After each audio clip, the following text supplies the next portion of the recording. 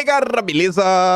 Como é que vocês estão, meus amigos? Parece até brincadeira, mas vocês sabem, a sexta-feira ela nunca decepciona, sempre é de fortes emoções, sempre acontece alguma coisa. E pra falar sobre isso eu dividi em duas partes e nem sei se vai dar pra falar sobre a segunda. Por quê? Na primeira parte tem esquerda e suas fragilidades. Depois, ainda falando da esquerda, a gente vai pegar um avião para Belo Horizonte. A esquerda está surpresa e até positivamente surpresa com Bruno Engler. Quero mostrar umas coisinhas para vocês. Aí vamos falar do seu Romeu Zema. Depois a gente vai pegar um avião para Fortaleza, falando do André Fernandes. Voltar a falar da esquerda, a esquerda falando do André Fernandes. De Fortaleza, a gente vai bater um fio para Brasília, porque a disputa para a eleição da Câmara chegou a Fortaleza. O Maia e Brito estão lá fazendo aceno para ver se o Lula os chancela numa chapa assim, um PL, para tomar a mesa diretora e as comissões. Aí vamos falar mais algumas coisinhas dessa disputa, para voltar a falar de Fortaleza, porque temos um deputado expulso. Aí vamos falar sobre a entrevista do Valdemar, uma que ele deu. Vamos falar sobre Bolsonaro, porque o Gilson falou algo que eu tinha dito ontem. Eu falei, eu duvido. E o Gilson acabou de confirmar, ele falou com o Bolsonaro. Depois a gente vai pegar um avião para Curitiba. Tem muita coisa para Curitiba. Ontem teve um fato novo. Eita! Ontem, inclusive, tem várias postagens interessantes de mostrar para vocês. Aí depois pode ser em qualquer lugar. A gente vai entrar na pauta jurídica em relação ao Bolsonaro. Saíram algumas notas aí nos últimos dias, falando de PGR, Polícia Federal, Judiciário, denúncias. Enfim, tem muita coisa e eu não sei se vai dar para falar sobre reportagem do New York Times, ainda a questão lá da cantora da universidade, um novo termo aí que foi aprovado por unanimidade no Supremo, mais algumas coisinhas da nossa democracia. E depois dessa longuíssima introdução, que deve ter muita coisa, vejam só. O Estadão, seu tradicional editorial, escreveu ontem sobre a senilidade lulopetista. Mais um diagnóstico do que a gente está comentando, que o PT está totalmente descolado da sociedade. O editorial é longo, mas acho que esse parágrafo resume tudo. O subtítulo fala o seguinte, né? Lula finalmente descobre que o PT, incapaz de representar os trabalhadores, precisa de uma rediscussão interna para evitar que a direita se torne hegemônica. Aí tá ali. Olha o que o Estadão está lhe falando.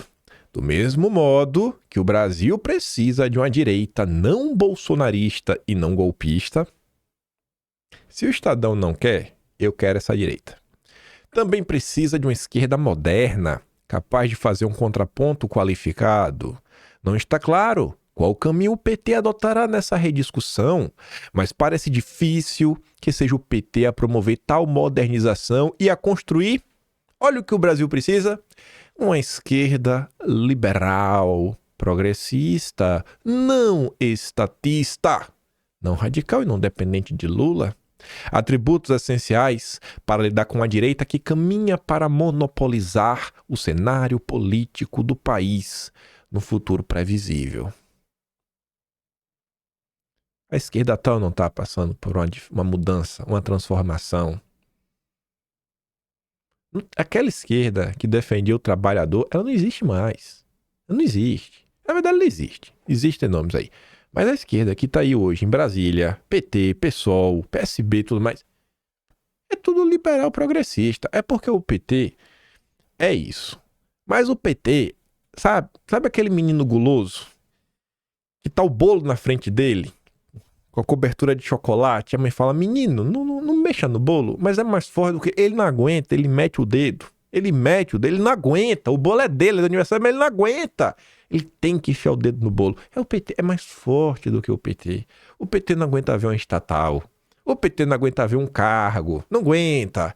Esse que é o problema. Tirando isso daí, o PT é tudo que o Estado não deseja. Eles querem basicamente ser ambigente, que é uma direita globalista e uma esquerda globalista. Qualquer lado que vencer é globalista, então tá de boa. 100% establishment. Aí vamos olhar a esquerda que um dia existiu no Brasil e que hoje com certeza não está representada pelo PT, pra gente falar de Belo Horizonte. Sempre observando o que está acontecendo no Brasil, né? Não ficando restrito às discussões na direita, eu me deparei com essa postagem. Eu acho que o cara é um claro apoiador do PDT. Brizola, Ciro Gomes, um trabalhista, chamado Nicolas. Ele comentou assim, não tá adiantando falar, então eu vou mostrar. Eu vou mostrar para vocês o vídeo que ele posta, que é do Bruno Engler. A esquerda abandonou as pautas dos trabalhadores.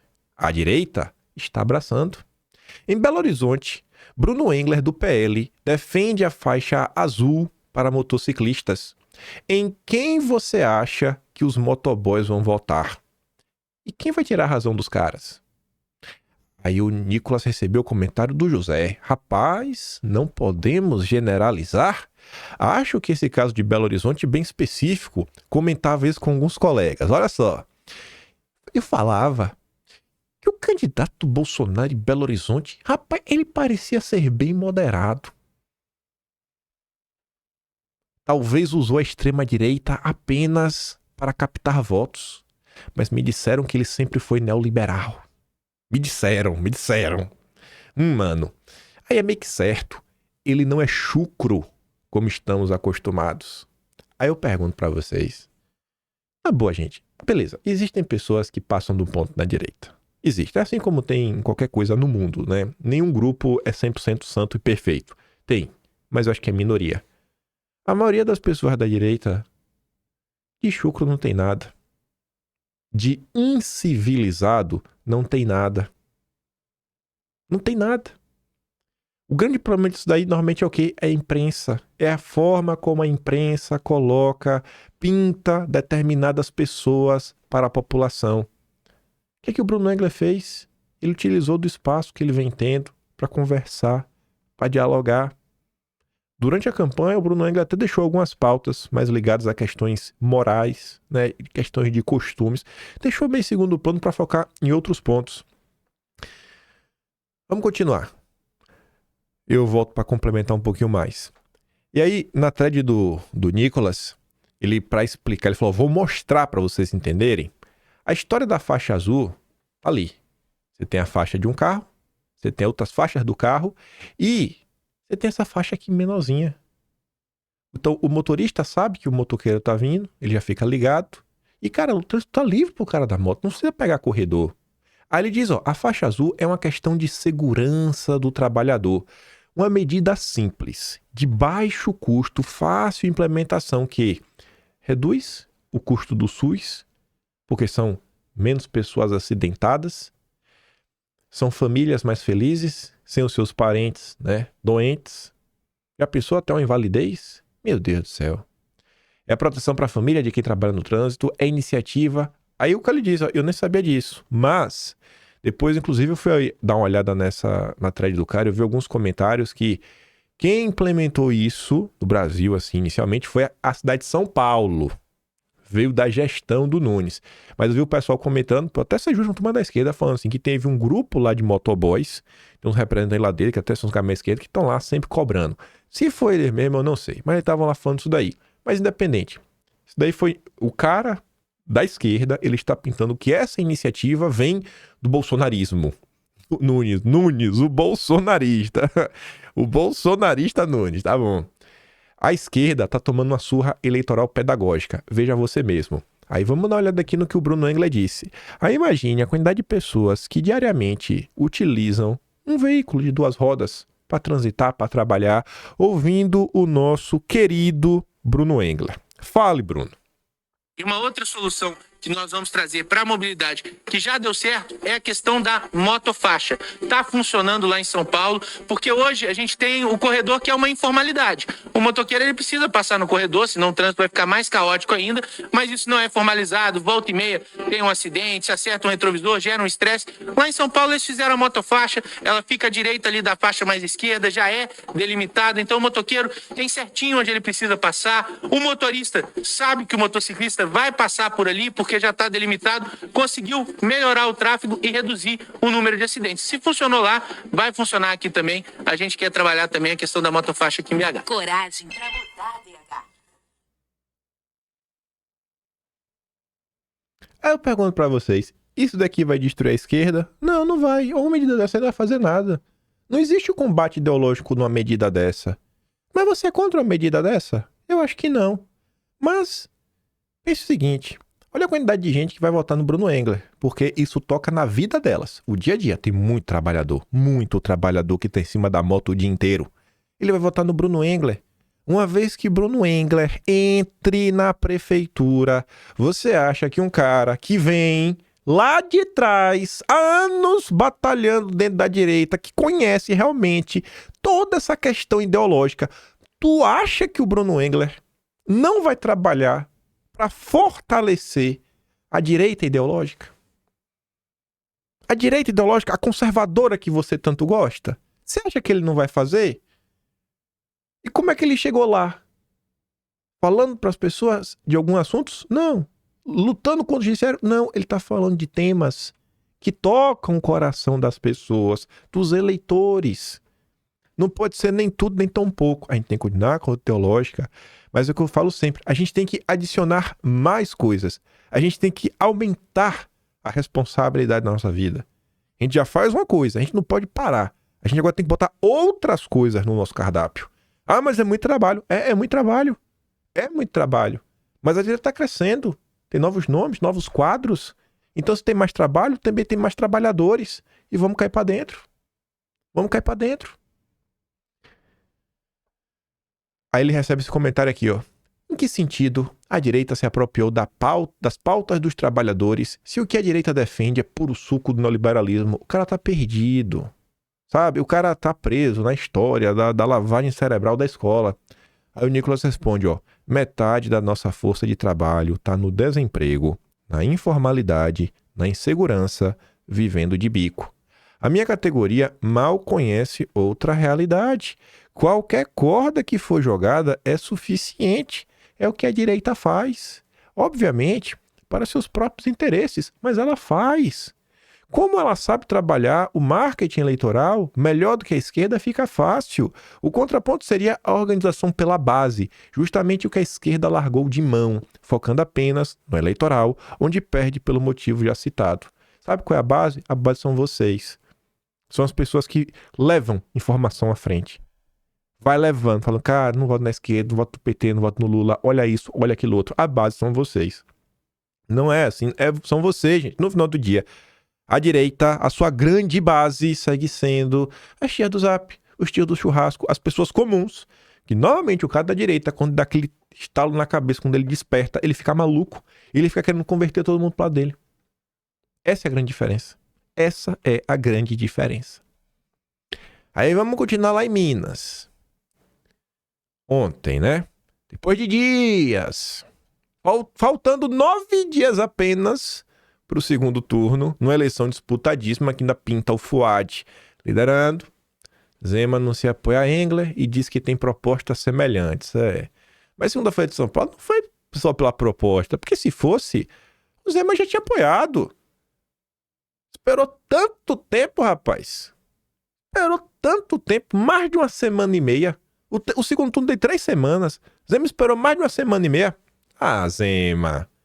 E a Folha diz, ó, o apoio que estava encaminhado desde o segundo turno foi sacramentado após a reunião entre os dois na última quarta. A Folha apurou que na reunião houve um pedido de maior fidelidade da bancada do PL em votações de interesse do governo de Minas. Resta saber que interesses são esses, né? Porque o Zema mesmo aumentou o imposto. O grande liberal Romeu Zema, como todo liberal, aumentou o imposto. Mas óbvio, eu quero ver um liberal que não aumentou o imposto nesse país. Se o Bruno Engler não vota a favor do Zema, eu tenho certeza que o Zema tá errado. Eu duvido que o Bruno Engler votaria, de algum modo, para prejudicar o estado de Minas Gerais. Ou para fazer demagogia barata. Isso não é o Bruno Engler. Não é o Bruno Engler. Curioso, né? O Zema tá cobrando apoio para apoiar. Parece que não é pelo Brasil. Para reforçar esse posicionamento e que as informações são ainda mais curiosas, Bela Megali, lá no Globo, diz que, rapaz, Zema fez algumas cobranças. Aliados do candidato PL garantem que o apoio sairia até o final de semana. Mas auxiliares de Zema deixam claro que a afinidade ideológica não será suficiente para que ele suba no palanque do bolsonarista. O governador quer acenos diretos e claros. Um seria apoiar o vice do Zema para ser governador de 2026, o Matheus Simões. E o outro é, quem sabe, o próprio Bolsonaro fazer um aceno para, quem sabe, o Zema ser candidato à presidência. Diante de muita coisa que saiu na imprensa, eu fui conversar com uma pessoa que milita realmente há alguns anos dentro da direita, eu não vou falar qual é o nome, em Minas Gerais. E ela botou aqui, ó. Foi uma luta, viu? Foi pressão nas redes, cobrando, colando o Fuad com a esquerda. E só veio essa hoje porque soltamos um trecho do livro do Fuad. E tem um livro aí que tá rolando aí que os caras usou pra meio que dar uma pressionada no Daniel. Eu falei, irmão, não tem como colocar. Mas enfim, tá uma porcaria da com você direita. Pá. Enfim, deixa eu ver se tem uma coisa que dá pra. Não, o resto aqui, qualquer coisa ler fica já muito específico. Ela mandou aqui um livro do seu Fuad. E o Zema ainda tava em cima do muro, né, Zema? Aí você vê, né? O grande apoio do Romeu Zema vai até a página 2. Zema não vai à carreata com Bolsonaro, mesmo após apoio a Belo Horizonte. Aí eu gosto dessas coisas, né? Quando você pega na curva. O Zema, né, alegou compromisso anteriormente agendado. Ou seja, Zema, tinha um compromisso, né? Só que o vice dele deu entrevista. E meio que não falou de entrevista, né? Entrevista, desculpa, compromisso anteriormente agendado. Mais cedo em entrevista, o vice-governador Matheus Simões havia desconversado sobre o tema. Acho que vai depender, né, de como a campanha quer usar o Zema. Estamos confortáveis para ajudar no que for útil. Mas né, é o aliado mas. É o aliado mas. Ele é teu aliado até o mas. Mas eu não sei se está nos planos de Zema participar do fuzuê completo, né? Até por sua agenda extensa. Cara, que apoio é esse? Que apoio é esse? Um comício que vai estar Bolsonaro. É possivelmente o comício mais importante do Bruno Engler. É o comício mais importante do Bruno Engler. O cara não vai. Mas não tem. Rapaz. Mas vai de você. Que você vai cobrar alguém, viu? Se você for cobrar alguém. Falar, rapaz, eu vou lhe pegar. Não cobre. É proibido por lei no Brasil. Que lei é essa? O Códex Direiteiro. Existe um códex da direita, as leis que o verdadeiro direitista direitoso endireitado precisa seguir. A primeira é calunie Bolsonaro, a segunda é difame Bolsonaro, a terceira fale que Bolsonaro é um vagabundo nas entrelinhas. Essas são as três primeiras, a parte mais importante. Aí a quarta é jamais falará nada do Partido Novo. A quinta é jamais cobre o Intergaláctico. Não pode. O Zema é intocável. Cobranças só contra Bolsonaro.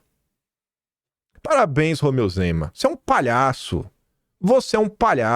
É um palhaço esse cara. Você vê, ó. Você vai pra Fortaleza. Acabou o segundo turno. Capitão Wagner, do União Brasil, Centrão. E a turma do PDT de esquerda. Alguém vai me falar que não é de esquerda? Foram apoiar o André Fernandes. Mal acabou o primeiro turno. Estão em campanha. Rodando a cidade. Já Romeu Zema, o grande direitista, direitoso endireitado, leva 9 dias e apoio até a página 2. É o apoio máximo. Mas eu não sei se vou participar de tudo. Não vai participar de nada. A piada, rapaz. A piada. Aí tá ali, ó. A Globo batendo no Ciro. Com o bolsonarista na ponta, Ciro Gomes se omite em segundo turno de Fortaleza. Tá ajudando mais que o Zema. Que pelo menos tá criticando lá o candidato do PT. Tá pelo menos criticando o candidato do PT. Eu quero ver o que o Zema vai fazer em relação ao Fuad. Uma piada isso daí. Piada. Tô ficando nervoso. Vamos agora pra Fortaleza, né? A gente chegou lá. O mesmo Nicolas. Aqui faz na thread dele, fica nos comentários. Aí ele recebeu o comentário de um repito chamado Já. Verdade demais. Falando sobre a questão da esquerda, né? Abandonar as pautas. O André, aqui em Fortaleza, promete tirar as multas e por viseira levantada, etc. O que a antiga gestão fazia. É exatamente isso. Não tem um motoqueiro que vai votar no PT e ainda fazem campanha pro André de graça. Aí o Nicolas diz, ó, pois eu tô aqui pra não te deixar mentir. Ele tá lá, trabalhador. Olha a foto, ó. Olha a CGzinha ali, ó. Todas as mochilinhas plotadas, ó. Vote no André, rapaz. Vote no André. André é o brabo, viu? E até pra falar sobre isso... eu pensei que tava aqui, ó. Eu tomei uma checada no Twitter. Eu sou burro às vezes, viu? Escrever, não teve justificativa. Eu falei que todas as pesquisas estão começando a apontar André como o futuro vereador de Fortaleza. Quarta cidade mais popular do Brasil, que desde André pra ele ser vitrine, que irá despetizar o Nordeste. Aí tá aqui, ó. André Fernandes colocou o cargo de prefeito, não de vereador, como diz o post. Eu falei, rapaz, postei uma fake news. Me perdoe, André. Mas essa fake news aqui acho que todo mundo entendeu, né? Porque tá ali o 22, o cara vai votar nele. Mas que mole meu, viu? Que mole. Eu olhei assim, eu falei, oxe, eu tomei essa checada aqui. Eu falei, checada no meu post. Aí eu falei, mas eu sou burro, viu? Meu Deus do céu. Mas vamos voltar. Aqui a pesquisa que teve. Atlas Intel, tá colocando o André na frente. Saiu agora ontem da Folha, meio que mostra os dois empatado. Tá aí nessa vai, não vai. Não sei quem tá lá na frente. Eu realmente tô torcendo, né, pelo André Fernandes. Pelo amor de Deus. Pelo amor de Deus. Pelo PT, mas não. Gente, a quarta cidade mais populosa do Brasil. Sem o PT. No Nordeste. Nossa Senhora. Essa eleição é muito importante. Sabe que Deus põe a mão em André Fernandes, nas pessoas em Fortaleza. Pra gente ter ele de vereador? Não, prefeito. Pra gente ter ele de prefeito. Desculpa, André, foi sem querer. Não sei nem se ele viu, né? Mas peço desculpa mesmo assim. Aí, olha aí, ó, o que eu tava falando lá na introdução. Candidatos à sucessão de Lira, do União e do PSD, vão a Fortaleza reforçar a candidatura de petista. E eu falo pra vocês, está pintando um cenário. Falei pro amigo meu. Eu tô sentindo, não sabe? É difícil explicar isso com notícia, mas as notícias que estão saindo na imprensa, a forma como está sendo colocado, eu acho que a candidatura do Brito, não do Elmar, do Brito, cara, essa candidatura, eu tô sentindo que ela tá ganhando corpo. Antônio Brito, PSD. E eu fui olhar os números. A depender, esse cara pode ser o próximo presidente da Câmara. Antônio Brito é do PSD, o Kassab, que vocês tanto gostam, é um presidente da Câmara. Mas tá ali, ó, é o Elmar Nascimento do União e o Brito se reuniram nesta sexta com o candidato do PT na disputa pela Prefeitura de Fortaleza, o Evandro Leitão, num gesto ao partido de Lula e mirando a sucessão do Arthur Lira. Brito e Elmar fecharam aliança na briga pela presidência da Câmara para fazer frente ao nome de Hugo Mota, que é o candidato de Lira. Desde então, estão fazendo gestos ao PT e ao governo federal numa tentativa de ter apoio deles na eleição da mesa diretora. Aí veja, a ideia é criar um bloco governista sem a participação do PL. Se tiver qualquer tipo de segundo turno, eles não aceitarão o PL de maneira nenhuma nesse bloco. Na noite desta sexta, Emal e Brito participarão da adiantada bancada cearense. Neste sábado, o líder do PSD estará em ato do partido em apoio ao Leitão.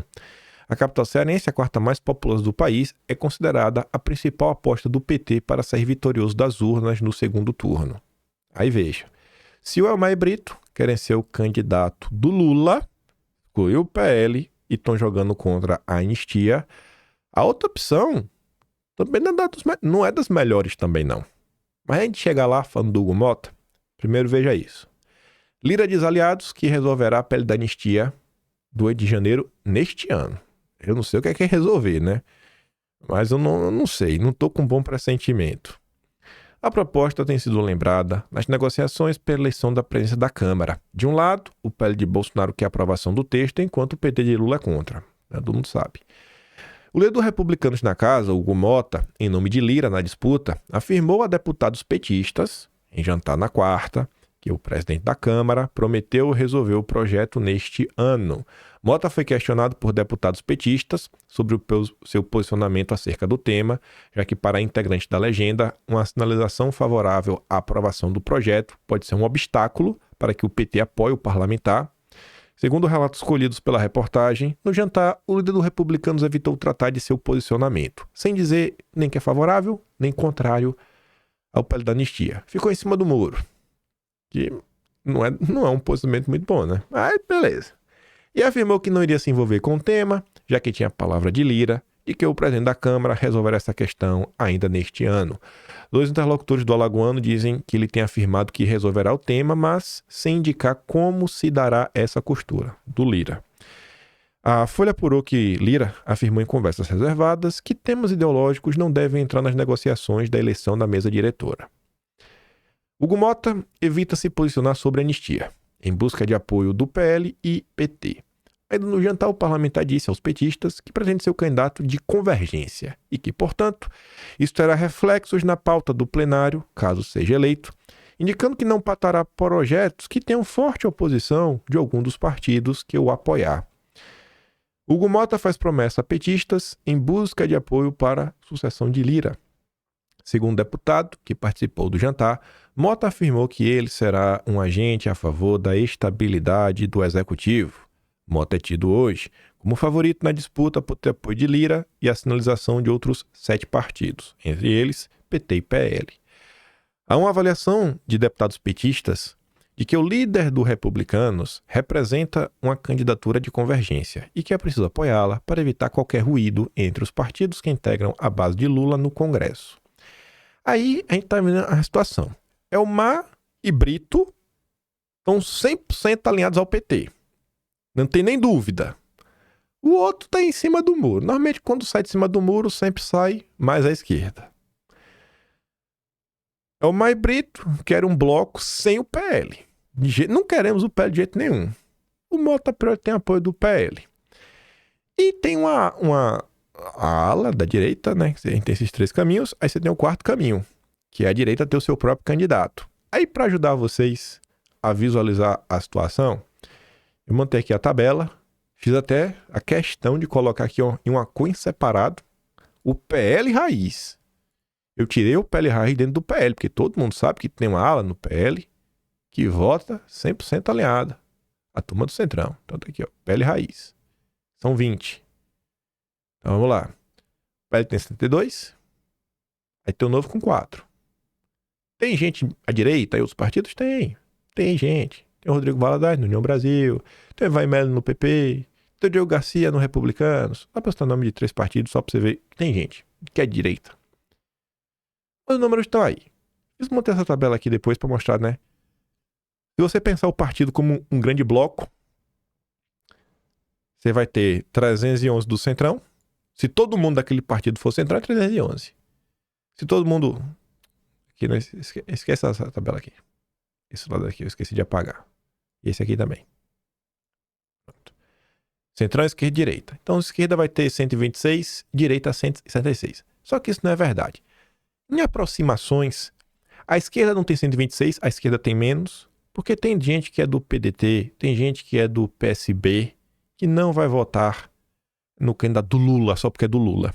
É um cara que está nesses partidos, mas é um cara muito mais centrão do que de esquerda. Tem pessoas assim. Então, a esquerda tem uns 115, 120. A direita tem uns 130. O Centrão tem 260. Que está dividido. Está dividido entre União, MD e PSD que estão juntos. Estão juntos. E aí você tem, né? Republicanos com PP. Esses 2 estão juntos. E esses 2 estão juntos. Os fiéis da balança que estão pintando aí no horizonte é o MDB. E basicamente o PL, né? Se você pegar aqui uma candidatura, vamos supor, vamos pegar os 125 da esquerda. 125. O PSD do Kassab junto com a União Brasil bate 100, que tem as ovelhas desgarradas. Então você vai para 225. Então, a depender de como o MDB se posicionar, se eles falam, cara, eu vou ser o candidato do governo do Lula da esquerda, a depender de como o MDB, Avante, Solidariedade, PSD Cidadania, eu acho que deve colar com o Hugo Mota.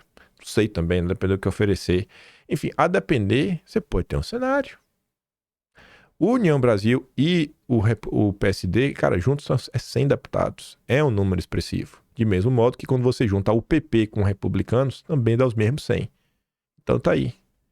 Quem tiver... O apoio da esquerda e da direita é basicamente igual, anula. Então os fiéis da balança para mim no final do dia vai estar aqui, ó. MDB, Cidadania, Podemos, Avante, PRD, Solidariedade.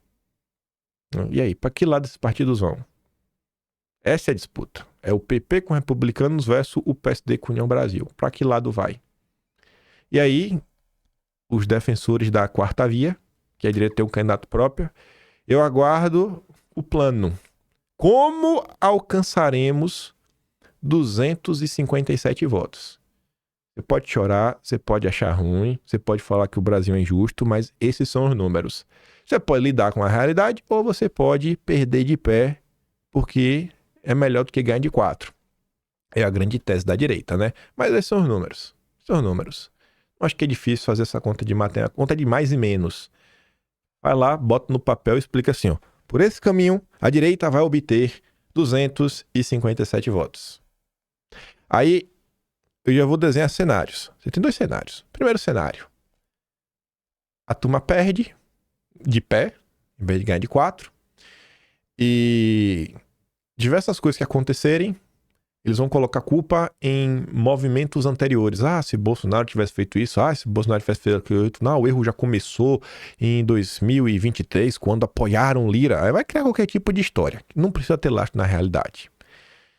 Por outro lado, se a direita resolver compor com algum dos candidatos para obter comissões, muitas pautas da agenda ideológica não vai avançar. Talvez até a própria anistia não avance. E aí, a turma que defendia perder de pé falar, tá vendo aí? De que adiantou fazer uma composição? De que adianta? De que adianta ter comissões? De que adianta fazer... Nada adianta. Nada adianta. Nada adianta. Nada presta, nada funciona. É tipo o papo do vice, né? Pra que um vice? O próprio Bolsonaro disse que vice não manda nada. É, não.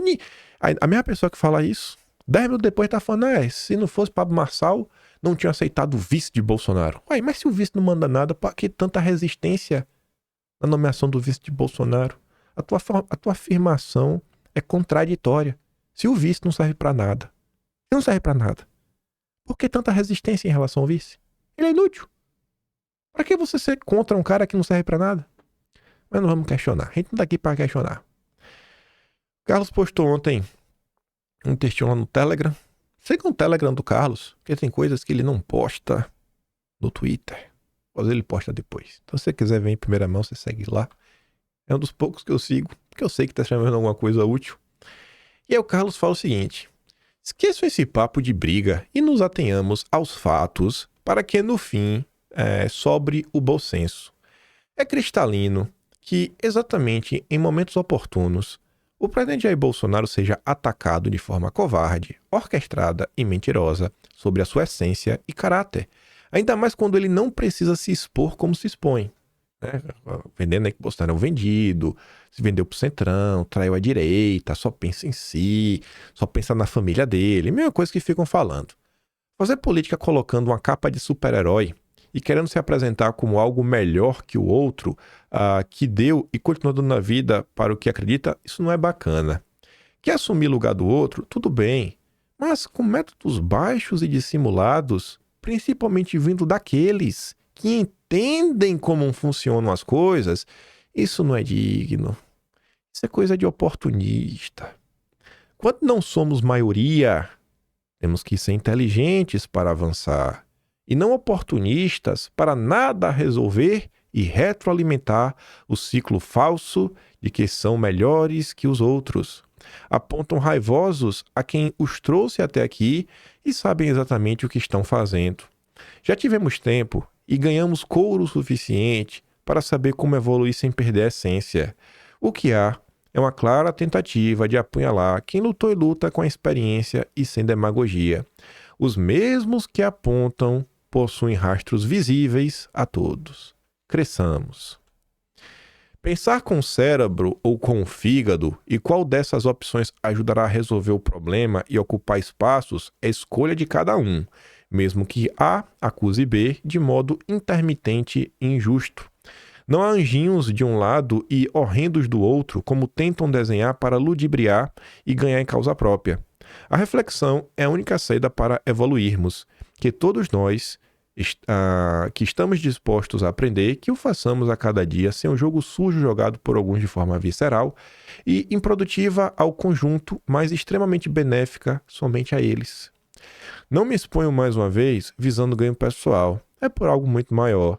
Acreditar que de repente surgem soluções mágicas com pessoas que jamais se comprometeram com qualquer causa ou mudaram de lado por puro oportunismo é muita inocência ou mau caratismo. O sistema sabe direitinho o que está acontecendo e o que está estimulando.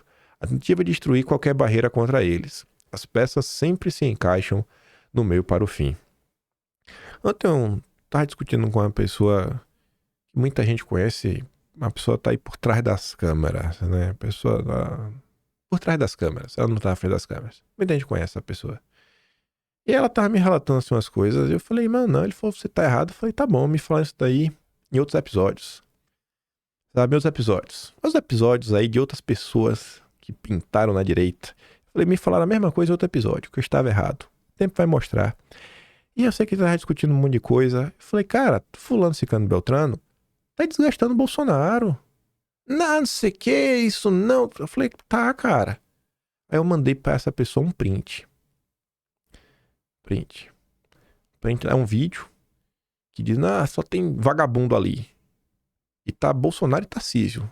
Sabe aquele vídeo que são 2 quadradinhos? Na parte de cima tá rolando um vídeo, na parte de baixo tem uma imagem parada, estática, que a imagem não muda.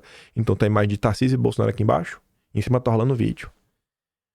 Aí a pessoa, nesse vídeo, falando isso daí, ela vai lá e deixa um comentário, né, um joinha. Ou seja, a pessoa voltou pra responder quem postou o vídeo, deixando um joinha. O vídeo que tá falando, ensinando que ao redor ali de uma determinada coisa só tem vagabundo e tá foto de Bolsonaro e Tarcísio. Como você desse joinha, você tá falando o quê? Cara, você tá sugerindo que a pessoa é vagabunda também. Que Bolsonaro é um vagabundo. Aí eu mostrei a pessoa. Não é possível. Isso daqui deve ser fake. Eu falei, cara, não é fake. Não é fake? Eu falei, não é fake. Você tem um link? Tenho. Tá no Atlas. Peguei e mandei. Não, vou ter que ver depois com calma. Eu falei, é? Aí eu falei, agora reassiste esse vídeo aqui. Dessa pessoa que a turma ali tava criticando. Reassiste. Reassiste com essa nova informação que você tem na cabeça. Será que todas as críticas que fulano fez ali, tá, eram injustas? Né? Eu vejo assim, as pessoas, elas às vezes se posicionam sem saber o que tá acontecendo. Aí eu perguntei assim, ô campeão, tu saberia me citar aí? Me diz aí, três perfis grandes, sabe? Que viralizam, com tentáculos, né? Com engajamento da bolha da direita antibolsonarista. Me cita o nome de 3. Que consegue pautar esse debate? Porque a tia do Zap tá na rede social, ela vê isso daí. Não sabe falar. Eu falo, tá entendendo, irmão? Assim, você pode conhecer pessoalmente fulano, cicrano, beltrano. Eu conheço a história da direita. E eu conheço de rede social. O tempo vai mostrar pra muita gente algumas coisas que estão acontecendo. Pra mim, tem algumas pessoas que, assim, morreram. Não quero mais nada. Mas nem pintado de ouro na minha frente eu quero mais. Assim, foram inúmeras coisas, inúmeras barreiras quebradas. Já deu pra mim. Já deu. Deu. Não dá mais. Vai. Segue o teu caminho, tartaruguinha, siga o meu. Não vou ficar enchendo o saco de ninguém, nem falando de ninguém. Mas só aqui pra relatar a vocês e digo, o tempo vai ser importante. O tempo sempre é importante. Eu aprendi a ter paciência. Hoje, olhando pra trás, eu vejo assim, ó. Tiveram pessoas que falaram dos Weintraub em 2020. Ainda em 2020. Mas naquele momento ali, o cara parecia muito, sabe, muito abstrato algumas coisas. Olhando pra trás, eu tava relendo algumas coisas. Falei, rapaz, faz realmente sentido, viu? As pessoas não estavam toda errada. E algumas coisas eram muito específicas e também estava certo. Em 2021, acho que não sei se pra maioria, mas pra grande parte já tava claro, por exemplo, a movimentação dos Weintraub. Mas ainda tinha gente, não, olha só, não, olha aquilo ali, aquilo outro, blá, blá, blá. No dia que ele botou tipo um foguete em formato de parte íntima, um foguete pra cima, vai centrão. E eu falei, rapaz, tirou a máscara de vez aí quando eu tava de Bolsonaro. Aquele dia eu lembro que eu falei alguma coisa, aí eu recebi os comentários, não, você está dívida à direita, etc. Eu falei, não, beleza. Isso faz que julho de 2021. Eu falei, não precisa ter pressa não. Vai chegar a hora. Aí, acho que foi janeiro ou fevereiro de 2022, que aí a hora chegou. Mário Frias escreveu uma thread falando o que estava acontecendo dentro do governo, desgastes, coisas que as pessoas não sabiam, mas estavam nos bastidores. Ele fala, Eduardo Bolsonaro compartilha falando, eu atesto que o que está sendo relatado aqui sobre os grandes irmãos é verdade. Aí a galera abriu o olho e falou, eita rapaz, vai chegar a hora. Vai chegar a hora que muita coisa vai ficar clara. Mas vamos voltar a falar de Congresso. Olha isso aqui que a CNN estava comentando. Nossa, ainda tem muita coisa para falar.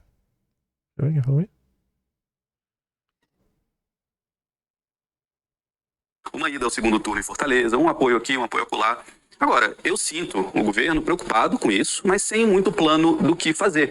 Porque os assuntos não encaixam muito com os assuntos que esse centrão hoje tem em Brasília. É diferente do passado, né? No passado, anos 2000, início do governo Lula 1, Lula 2, primeiro, a gente tinha um partido que era meio que a âncora do centrão ali, que era o MDB. Hoje o centrão são múltiplos centrões dentro do centrão. Segundo, a gente tem um eleitorado hoje que ele é muito mais complicado que o eleitorado de 20, 30 anos atrás. As redes sociais trouxeram novos assuntos para a mesa, né?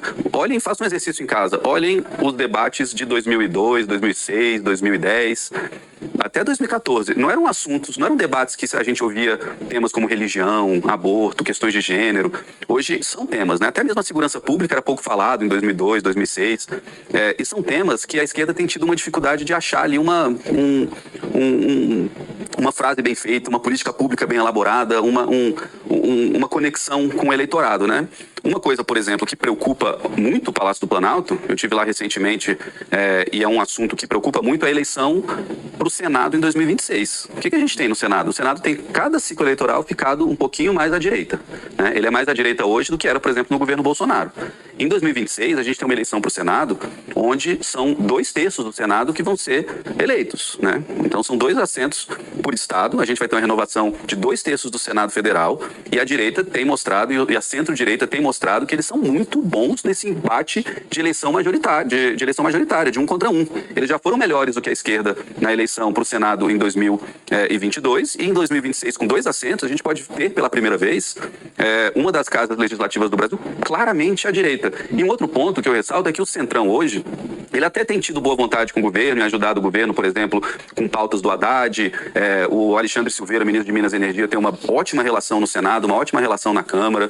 Tem ministros ali que conversam muito bem. Só que as pautas que realmente são muito controversas dentro da sociedade, o Centrão tem preferido dar um passo mais à direita do que à esquerda. É um desafio para a esquerda, até porque, imagina, a esquerda às vezes não concorda com esses temas. O que vai fazer? Concordar só para tentar ganhar é uma mudança diferente. É difícil mudar a direção do navio só porque o vento agora mudou e agora você tem que fazer. É difícil também para a esquerda achar um discurso. O discurso, gente, a gente não pode perder o discurso. Sabe, o discurso da direita é da cativa, ainda tem um sonho. E olha as informações que ele coloca. O Senado hoje, ele é mais à direita do que no governo Bolsonaro. No governo Bolsonaro não tinham nem 15. Um bando de vagabundo, pilantra, 171, fica com papinho mole. Ai, por que isso, por que aquilo outro, que pipipi, ppp. E da mesma forma que ninguém apresenta como conseguir 257 votos, ninguém explicava como conseguir os 41 votos para aprovar as pessoas nas sabatinas, os indicados nas sabatinas. Ninguém explicava. Ah, indicou tal fulano. Era para indicar quem, rapaz? Ninguém quer falar dos números, porque o discurso, né, é bonito, para ficar de bem, explicar dá trabalho. E tem gente que não quer porque tá muito revoltada, tá ressentida, e o ressentido grita alto. Ele fala que pela primeira vez na história podemos ter uma casa mais à direita. Nunca teve, a gente nunca teve esse cenário. Mas Bolsonaro não fez o que o Olavo de Carvalho mandou, combater seus inimigos desse primeiro dia. Combater como, cara? Do que dar uma ordem pro exército? Vai lá, combate. Vai fazer o quê? Não tinha maioria em nada. Papo de maluco, pô. Todo santo dia um papo de maluco que não... Assim, é só você trazer pro número. Esvazia. É só trazer para o número. Sabe assim, é uma má vontade para entender as coisas. Uma má vontade. Uma má vontade sem igual. Aí falando essa questão do Senado, veja só, vai ter eleição. Ele tá falando que, quem sabe, claramente mais à direita. Claramente mais à direita é 41. 50% mais um. Mas 41 não é suficiente para tudo que muita gente fala. 41 é suficiente para eleger o presidente do Senado. Isso é muito importante, mas só. Porque muita gente defende, você tem que ter 54, para um impeachment, que o pessoal fala aí. São 54. A Bela Megali publicou essa nota. A tendência, segundo aí planilhas, cálculos do papel, é a direita ter 32 eleitos em 2026. Juntando com os 16 que já tá lá, daria 48. Fica faltando 6. E aí? Se só tiver 48, as pessoas vão comemorar que agora a gente tem uma casa legislativa que está à direita ou todo mundo vai jogar pedra? Por quê? Porque não conseguiu, né? Mais uma vez fomos traídos. Se tivéssemos eleito fulano, tudo é sempre assim, né? Vocês vão ver isso na época. E eu falo outra coisa, ó. Eleição para o Senado, eleição majoritária. Não tem segundo turno. Não pode haver divisões de voto. A direita, ela só vai conquistar uma ampla maioria se ela tiver apenas 2 candidatos por estado. E ela vai ter que centralizar todos os votos nessas pessoas. Todos os votos. Todos. Vamos ver se vai aparecer alguém para dividir. Vamos só ver. Vamos pensar aqui, ó. Até botar o número. Eu fiz isso na live mais cedo. Ó. Vamos pensar que você tem 10 milhões de pessoas que votem na direita e 8 milhões de pessoas da esquerda. Oh, acho que número feio. 8 milhões. Como você pode votar 2 vezes, são 20 milhões de votos. E aqui são 16, né? Enfim, se só tiver 2 candidatos, cada candidato da direita vai ter 10 milhões, né? 10M e 10M. E o da esquerda vai ter 8 e 8. Então você coloca 2 da direita, porque é 10 e 10 versus 8 e 8. E se a direita tiver 3 candidatos, aí um candidato tiver 10, aí você tem 10 milhões para 2 candidatos. E aí? Se um candidato tiver 3 milhões, o outro vai ter 7. Pronto, você perdeu uma vaga no Senado porque apareceu um espertão. Um cavaleiro lendário montado no cavalo branco. Pronto. Vamos ver, né? Vamos ver se vai aparecer o espertinho. Os espertinhos para a eleição do Senado. Aí vamos voltar para Fortaleza. Para o Ceará. Em Fortaleza, deputado do PL de Bolsonaro participa de evento de apoio a candidato do PT de Lula, Júnior Mano. Um dos interlocutores do evento é o prefeito Eusébio Acilon Gonçalves, que agora está sem partido. O Acilon era o presidente do PL do Ceará e foi expulso. O Acilon foi expulso porque sua esposa foi dar uma medalha, né? Assim, uma premiação, assim, uma homenagem para Flávio Dino.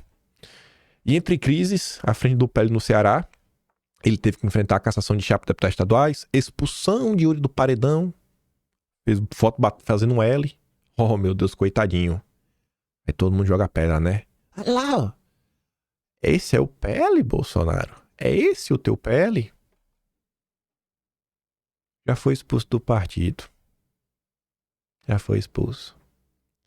Em vídeo ele explica, sabe? Ele foi expulso a pedido de Bolsonaro. A ordem veio de Bolsonaro.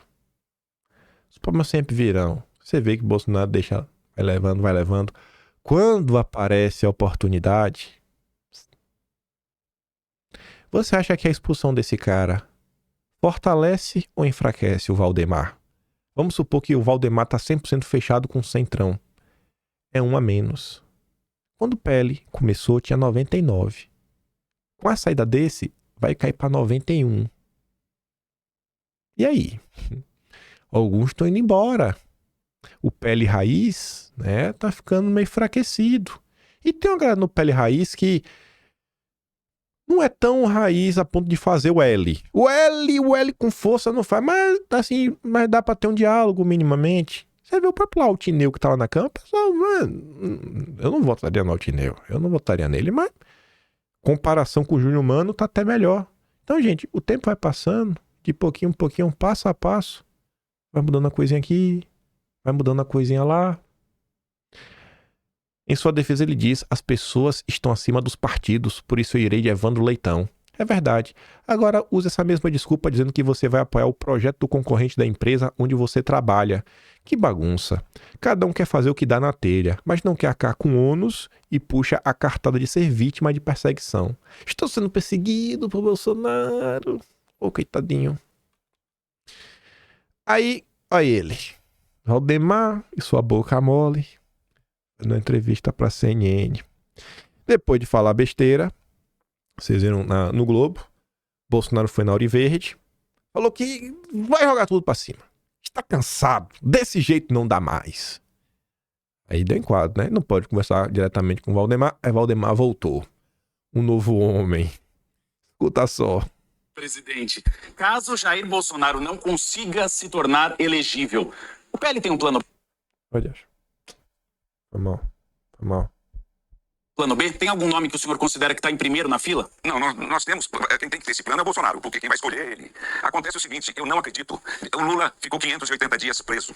Ninguém nesse Brasil imaginou que o Lula ia ser candidato à presidência da República. Nós vamos ter agora a votação da anistia. Vamos incluir o Bolsonaro, vamos lutar para incluir o Bolsonaro nisso. E porque a condenação dele foi simplesmente absurda. Só porque ele conversou com os embaixadores e disse que era contra as urnas. Essa é uma opinião dele que tem que ser respeitada. Então, e por isso deixar ele inelegível. Isso não existe no mundo, no planeta. Nós vamos reverter isso aí. Presidente, mas eu queria que você fosse mais específico, explicar quais são os caminhos disponíveis hoje para tornar Bolsonaro elegível em 2026. O senhor falou da PEC da anistia. Não é tão simples assim, precisa ter uma divisão, é uma pauta bastante difícil, bastante polêmica no Congresso. Quais outros caminhos? Tem caminho pela justiça? Pela justiça? Pode haver, ainda no Supremo. Mas eu acho mais fácil pelo Congresso Nacional. Porque nós vamos ter que fazer essa emenda. A PEC, você tem razão, a PEC da anistia não trata do assunto do Bolsonaro. Nós vamos ter que fazer isso no andar da carruagem. E temos que pôr isso na pauta do presidente da Câmara e do presidente do Senado a ser eleito, para ter o nosso apoio. E nós vamos colocar isso na pauta da anistia. Colocar o Bolsonaro também. Uma questão é a sucessão na Câmara dos Deputados e no Senado Federal. O PL, para declarar o seu apoio a um candidato, vai pedir para que o candidato apoie a PEC da anistia? Não tenha dúvida disso. Mas esse é um assunto difícil. Porque ele vai assumir que apoia a PEC. Agora nós temos que convencer na Câmara os deputados a votarem. E eu acredito que a gente convença, porque esse embate com o Bolsonaro não pode ser resolvido dessa forma como foi no TSE, deixar um cidadão inelegível. Isso não existe no planeta. Então, quer dizer, isso vai ser revisto na Câmara e nós vamos por isso no pacote da eleição do presidente da Câmara e do Senado, para ele apoiar a inclusão do nome do Bolsonaro na anistia. Então o PL só apoiará um candidato que se comprometer em apoiar a PEC da anistia? Não tenha dúvida disso. Presidente, o senhor tem defendido que para 2026 o PL vai precisar se aproximar ali do centro. A gente viu pela experiência em São Paulo, na candidatura à reeleição do prefeito Ricardo Nunes, que houve uma resistência do próprio ex-presidente Jair Bolsonaro e algumas lideranças importantes do PL. Como é que você vai convencer o ex-presidente e essas lideranças a se aproximar do centro? Não, veja bem, essas pessoas que nós vamos querer no nosso bloco, que nós vamos querer no apoio ao nosso presidente, ao Bolsonaro, tem que defender as pautas da direita. Não pode ser qualquer legenda. Tem que ser na pauta da direita, porque senão isso vai ser uma revolta muito grande dentro do nosso pessoal da direita. Tem que defender as pautas da direita, é isso que nós precisamos. Gilberto Kassab tem feito acenos a Tarcísio e a Lula. O PL avalia uma composição com o Gilberto Kassab para 2026? Acha que há espaço, presidente, para uma composição? Olha, o pessoal da direita tem muita restrição a ele, porque ele participa do governo Lula. Se tivesse outro governo do Estado aí, se tivesse mais oportunidade, o Kassab ia estar participando também. Acontece o seguinte, nosso pessoal tem muita restrição a ele, mas acontece que numa campanha, ninguém despreza voto. Nós não podemos perder nenhum voto. Agora, tem gente no PSD que defende as pautas da direita. Então nós vamos querer esse pessoal na campanha. Mas o Kassab já provou que é de centro e que não defende as nossas pautas. Tomou uma puxada de orelha, né, Valdemar? Aí voltou melhor. Certa vez, eu ia falar isso no início, acabei esquecendo. Tem um amigo meu, ele nunca apareceu na internet. Tem a voz dele, ele participou de uma coisa que tem a voz, mas a cara, nem nome, não tem nada. E aí, ele tem mais tempo de vida que eu. Aí certa vez ele me falou, não é ninguém do Quinto Elemento, não. Certa vez ele me falou assim, cara, isso anos atrás, falou assim, o erro da direita às vezes é não entender que eleição é voto. Levou um tempo pra eu entender. Quando eu escuto o Valdemar falando o seguinte, cara, assim, na eleição a gente não expressa voto de ninguém, mas óbvio a gente vai querer o pessoal mais perto. E eu sinto que às vezes a gente não tem essa percepção, sabe? A gente tem que, no final do dia, a gente vai ter que entender que se a gente quer vencer, a gente vai precisar de voto. Isso não significa que a gente vai compor com o Kassab. Mas é o que eu falei lá no início do vídeo. Por exemplo, tem algumas pautas, gente, que a gente vai ter que começar a se debruçar sobre elas. Pautas que não são ideológicas. Como a questão ali, sei lá, a faixa azul da moto. Pra gente conseguir falar com outros eleitores. A gente precisa desses votos. A gente precisa do voto do cara que não se importa com política. Do cara que não liga pra ideologia. A gente precisa desse voto. Realmente, assim, e a gente precisa disso. E a gente fica deixando essas coisas, às vezes, em segundo plano. É uma verdade. É uma verdade. É uma autocrítica que a direita tem que se fazer. Aí eu comentei sobre a questão da Ouro Verde, né? Eu fiquei com nojo de algumas coisas que eu vi na rede social. Depois de Bolsonaro falar umas coisas na Ouro Verde, aí vem assim... Agora Bolsonaro voltou a ser o que ele era. Eu falei, e quando é que ele deixou de ser sua desgraça? Esse que é o Bolsonaro que eu... O negócio é como se ele tivesse traído e agora ele voltou. Me dá uma raiva desse tipo de coisa, sabe? Nossa senhora. Aí eu comentei sobre isso com vocês, né, em vídeo. Aí já tinha gente falando, eita, aí, ó, tá vendo aí? Tá vendo aí? Agora o Bolsonaro vai sair do PL, vai fazer isso, vai fazer aquilo outro. Sabe, fica criando uma situação pra forçar um rompimento. O cara, ele não quer ver a direita avançar. Ele quer ver uma crise. Porque se tiver uma crise, ele pode, né, surfar em cima da crise. É o que a galera quer no final do dia. Aí eu fico assim olhando, né? Tá bom. Aí eu comentei, eu falei, é isso aí. Eu conheço o Bolsonaro. Pai, não é mais forte do que ele. Ele pode falar assim, eu vou abandonar. Não abandona, não vai. É mais forte do que ele. Aí Gilson viu, né, a participação de Bolsonaro, foi perguntar o Jair. E aí, bicho? Tu vai realmente abandonar a política? O cara fica meio assim, né? Deixar que o próprio Gilson fale que falou pessoalmente com o Bolsonaro. Estava conversando agora de manhã cedo com o presidente Bolsonaro e perguntei a ele, presidente, tu falasse aquilo mesmo que tu vai jogar a toalha? Ele disse, Gilson, às vezes escapam as coisas da boca que é se a gente sentir. Mas você vê que, pelas minhas atitudes, Gilson, você vê que eu não vou jogar a toalha nunca. Eu fui João Pessoa ontem, eu não precisava mais estar indo, viajando no Brasil todo, feito eu estou viajando. Essa rotina de avião todo dia, pressurização dos pressuristas, não é nem bom para a saúde. Mas eu não vou desistir do meu país, Gilson. Então, aqui dali foi uma expressão que ele deu, infeliz eu digo, inclusive, no final da fala. E eu quero deixar todo mundo muito tranquilizado, o pessoal muito, a militância me perguntando, nossos apoiadores perguntando. Não tem desestímulo, não. Vamos embora em 2026, já inicia Bolsonaro. Quando o Bolsonaro fala sério sobre os intergalácticos, ninguém faz questão de repercutir aquela fala. Ninguém. Né? Muito jornalista, pensador, ninguém quis falar daquilo ali. Agora, quando o Bolsonaro claramente está falando que você percebe que ele está estressado, você vai falar, tá falando, é da boca pra fora. O Jair também é um cara emotivo.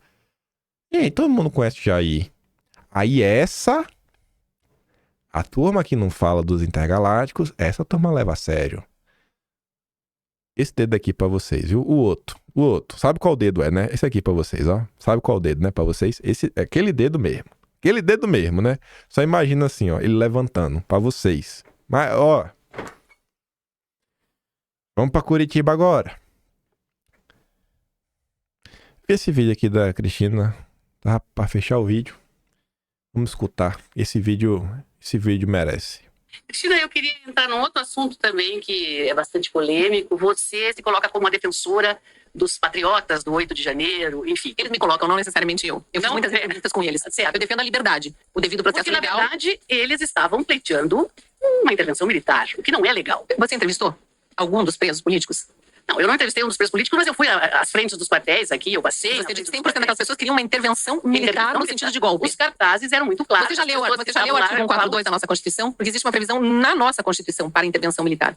O que aquelas pessoas, a imensa maioria dos que eu entrevistei, eu não estou dizendo que não tenha nas passeatas do impeachment da Dilma, Tinha gente pedindo intervenção militar no sentido de golpe militar, mas era 200 mil pessoas na boca maldita e 3 ou 4 com cartaz de intervenção militar. Não dá pra dizer que a manifestação fora Dilma era por pedido de intervenção militar. E essa é uma confusão que a imprensa costuma fazer, né? Tem um ranço do regime militar e tudo bem, eu entendo, mas a gente tem que dar a devida proporção. Nos quartéis e nas manifestações, do que eu acompanhei como jornalista desde o início, eu não via como a tônica daquelas manifestações a intervenção militar. As pessoas queriam o código-fonte da urna, queriam entender o que aconteceu na eleição. Na frente do quartel. Por que era na frente do quartel? Mas não sou eu que vou responder, você tem que perguntar pra elas. Provavelmente elas queriam intervenção. Eu acho que, provavelmente, você tá julgando sem ter a... Tá vendo? Eu sou do... Nós registramos vários, todos queriam intervenção militar. Vocês concordam com o julgamento dessas pessoas no STF, por exemplo? Elas não têm foro privilegiado, por que elas foram julgadas lá? Vocês concordam que elas não tenham sido ouvidas pelo juiz? Que os advogados não tenham sido ouvidos, que eles tenham tido apenas o direito de mandar um vídeo e que o vídeo pudesse ter 20 minutos, eles subiam pro sistema do judiciário 3 minutos antes de vencer o horário, era meia-noite, muitos advogados fizeram isso pra testar. Eles podiam subir o vídeo até meia-noite, eles subiam um vídeo de 20 minutos às 11h57 da noite. E à meia-noite e 7 já tinha sentença.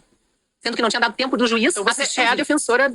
Eu sou a defensora do respeito às leis, da democracia, do respeito à nossa Constituição, ao devido processo legal, à presunção de inocência, o direito à defesa que eles não tiveram, e no foro legal. A Lava Jato não começou a degringolar quando acusaram o Sérgio Moro de ser parcial e de ser um juízo incompetente, que é a palavra que eles usam? Todos esses presos do 8 de janeiro foram julgados por juízo incompetente. Mas os atos em si, você é a favor do que foi feito lá em Eu sou Brasília? absolutamente contra o vandalismo provocado por vândalos que até hoje não foram identificados.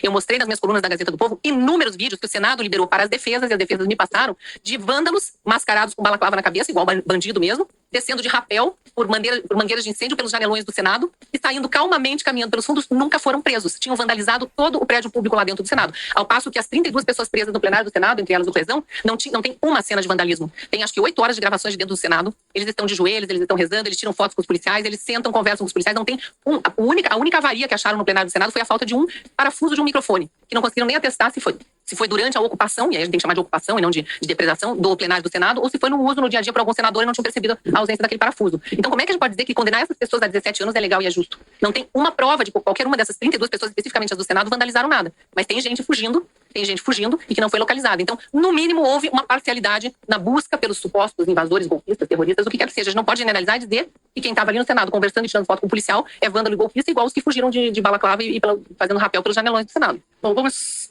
encerrando, né? Temos mais uma pergunta, talvez um né?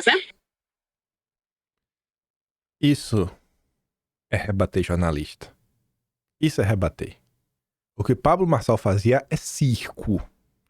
É ficar de gritaria. A comunista! Todo mundo é comunista pra Pablo Marçal. Isso é você rebater. É você falar com serenidade, com argumentos e realmente defendendo uma causa. Não vi nenhum outro candidato fazendo isso, até porque não eleição municipal, nem eleição federal. Isso aqui é um tema nacional. Mas tá aí. Olha a forma como o assunto é colocado na mesa. Eu acho que não resta... Quem conhece... Eu já trabalhei pra Cristina. Me tratava super bem. Ela tem... Sabe aquele perfil de mãe? Então é coisa de mulher. Mulher tem isso aqui que cuida das pessoas. Mas tem uma mulher que cuida mais do que as outras, né? Cristina ela sempre foi muito preocupada. Sempre percebi isso nela. Atenciosa. Fala assim, pô, eu queria falar contigo. Ela... Sei lá, me ligar 9 da noite às vezes. Ninguém tem obrigação de fazer isso. Mas falar comigo, tudo mais. E eu coloquei esse vídeo aqui pra começar. Não é por nada não. Porque veja só, rapaz. Olha só quem tá aqui. Em Curitiba, Deltinha entra em campo para defender candidato do PSD contra Cristina Grêmio. Achamos o calcanhar de Aquiles dos intergalácticos. Os intergalácticos são leões contra o Kassab, mas viram tchutchucas quando o Deltan Dallagnol entra em campo. Porque eles não podem falar do Deltan. O Deltan tem os intergalácticos na coleira. São os cachorrinhos, as cadelinhas do Deltan. Ah, agora eles vão sumir. No máximo, farão críticas genéricas, sem citar o nome do grande ex-procurador de Curitiba. Ah, que lindo. O perfil chamado Vitor fala: Deltan não é sistema? Deltan não é frouxo ou vendido para o Centrão? Ué, ele tá apoiando o Kassab aí. Deltan não é frouxo? Deltan não é vendido? Ah, as cadelinhas do Deltan estão em silêncio. Deltan é vendido para ONGs imperialistas, querem destruir o bolsonarismo para serem a direita democrática permitida e sofisticada. Precisa desenhar? O Carlos comentou sobre isso. Por isso eu quero o Carlos em Brasília. Críticas avassaladoras? Melhor perder em pé do que ganhar de 4? Analistas políticos destilando razão nos programas de internet. Críticas ao Partido Novo? Não. Esqueci, como não é o Bozo, não há toda aquela fúria orquestrada dos arautos da moralidade. Por favor, precisam mais de quê para enxergarem a eterna metodologia repetitiva de somente querer destruir o Bozo? Dallagnol diz que Cristina Grêmio não tem perfil para gestão e aponta suspeita sobre sua vice. Atacando a Cristina, Deltan. Atacando a Cristina, seu pilantra. Não dá. Esse é o Deltan Dallagnol. Esse é o Deltan que eu conheço e que engana e conta com o apoio dos grandes, brabos intergalácticos da direita. Não precisam nem se ater aos candidatos, mas às cobranças. É transparente que há diferenças absurdas. É muita covardia o que estão fazendo com Bolsonaro, enquanto com outros partidos e políticos agem como mansos. É porque, Carlos, eles estão na coleira. São cadelas do Deltan, tchutchucas. Eles só cobram no privado. Humilhação pública só com Bolsonaro. Só com Bolsonaro. Não Deltinha, não. É o calcanhar de Aquiles. Mal sabia o Kassab. Pronto. Mal sabia. Kassab pode colocar o Lula como candidato em 26, que se o Deltan Dallagnol apoiar, eles não vão criticar. Porque o Deltan não pode criticar. Não pode. É um jogo muito desleal e claramente com o intuito de desgastar um e aliviar o outro. Isso está ocorrendo desde antes das eleições. É tudo mais grave, né, do que período eleitoral. É absurdamente querer entregar a cabeça de um para favorecer outro em nome de um projeto de poder fajuto dissimulado. Dallagnol é nomeado embaixador do Partido Novo para recrutamento de candidatos nas eleições municipais de 2024 e ele ganha o mesmo salário de deputado federal. Cadê as cobranças? Com a espada na mão. Sangue nos teclados. Não tem. Sabe, assim, eu não sei mais o que fazer pra mostrar pra algumas pessoas, pra dar aquele saco aí e falar, acorda, cidadão, acorda, deixa de ser idiota, deixa de ser feito de trouxa. Você está sendo feito de trouxa por pessoas que não querem resolver nada. Não querem resolver nada. Nada. Minha amiga oriental, Tsuki diz, o desgaste ele começou desde a primeira vez em que leões e leoas de teclado usaram o termo frouxonário, seja falando diretamente ou nas entrelinhas. São os cobrões da Índia, né? A língua venenosa.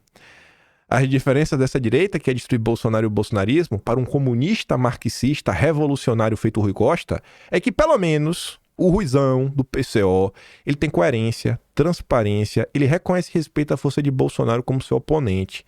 No momento que se pesa ambas atitudes, é preferível ter um oponente declarado do que os camuflados no morde-a-sopra.